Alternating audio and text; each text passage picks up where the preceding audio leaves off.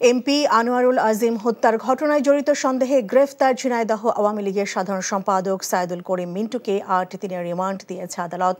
গ্রেফতারকৃত আসামিদের স্বীকারোক্তিতে মিন্টুর নাম আসায় তদন্তের স্বার্থে তাঁকে গ্রেফতার করা হয় বলে জানান ডিবির অতিরিক্ত police commissioner Harun Or Rashid.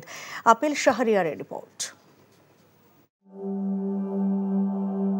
MP Anwarul আজিমকে হত্যার পর মরদেহের ছবি বেশ কয়েকজনের কাছে পাঠায় অপরাধীরা।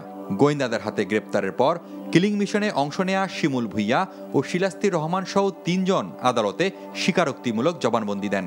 তাতে উঠে আসে হত্যাকাণ্ডের আগে ও পরে ঝিনাইদহ জেলা আওয়ামী লীগ নেতাদের সাথে যোগাযোগের কথাও।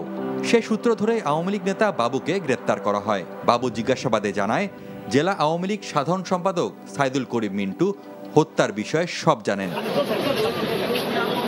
হত্যার বিষয়টি জানার পরও কেন চুপ ছিলেন মিন্টু, সেই প্রশ্নের উত্তর জানতে জিজ্ঞাসাবাদ করে ডিবি পুলিশ। হত্যার ষড়যন্ত্রের সাথে যোগসাজশ পাওয়ায় মিন্টুকে গ্রেপ্তার দেখিয়ে আদালতের মাধ্যমে ৮ দিনের রিমান্ডে আনা হয়।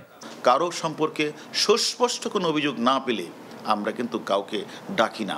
যেহেতু আমরা তার এক আমানুল্লাহ উপরে শিমুল ভুইয়ার 164-এর জবানবন্দিতে এবং আমাদের কাছে বাবু তার আরেক ঘনিষ্ঠ সহচরের জবানবন্দিতে আমাদের কাছে কিছু তথ্য প্রমাণ পাওয়ার কারণেই তাকে আমরা দেখে উনি যেহেতু সদুত্তর দিতে পারে নাই, আমাদেরকে আরও একটু ব্যাপক আকারে জিজ্ঞাসাবাদ করা প্রয়োজন।